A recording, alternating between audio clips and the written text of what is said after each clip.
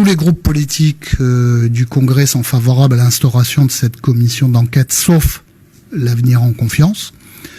Ce qu'il en est ressorti, c'est que cette commission d'enquête est absolument indispensable pour une raison très simple.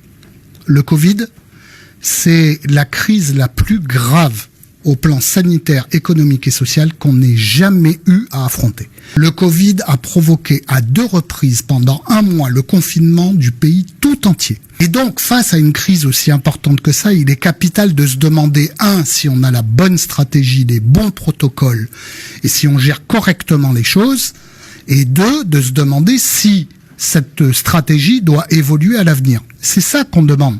Sur le premier sujet, est-ce qu'on a tout fait bien ? Il y a des vraies questions. Nous sommes 1 mois et demi après le 2e confinement et nous ne savons toujours pas comment et pourquoi la bulle sanitaire avec Wallis a été rompue. Nous ne savons toujours pas pourquoi 1 mois et demi après, nous n'avons pas été capables de retrouver les 650 passagers sur les vols incriminés. Nous ne savons toujours pas pourquoi. On a eu un cas autochtone à l'aéroport de la Tontouta. Donc oui, il y a matière à se poser des questions là-dessus pour améliorer la gestion.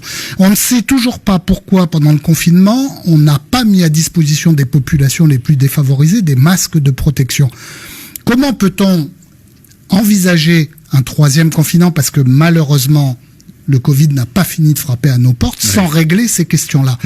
Donc oui, il faut se poser ces questions. Et puis, il faut aussi se poser la question de savoir si notre stratégie de Covid-free et de fermeture totale des frontières, elle est tenable et pendant combien de temps ? Et sinon, à quelles conditions on peut en sortir ? Parce que on a compris que on va devoir vivre encore un bon bout de temps avec le Covid. Et que donc, il y a intérêt à adapter la stratégie pour une raison très simple.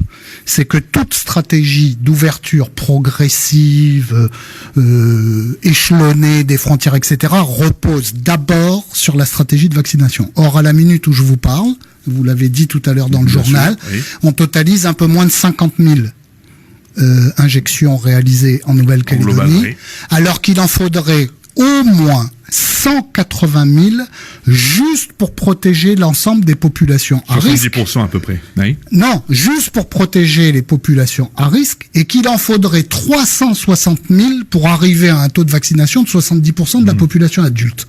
Donc, clairement, à la minute où je parle, ce n'est pas envisageable. Mais il faut se préparer à ça. Parce que nous savons que nous n'avons pas les moyens humains et financiers de tenir le pays fermé pendant encore 2 ans, 3 ans, 5 ans, si c'est nécessaire. Donc il faut examiner, je dis bien examiner et rien d'autre stratégie.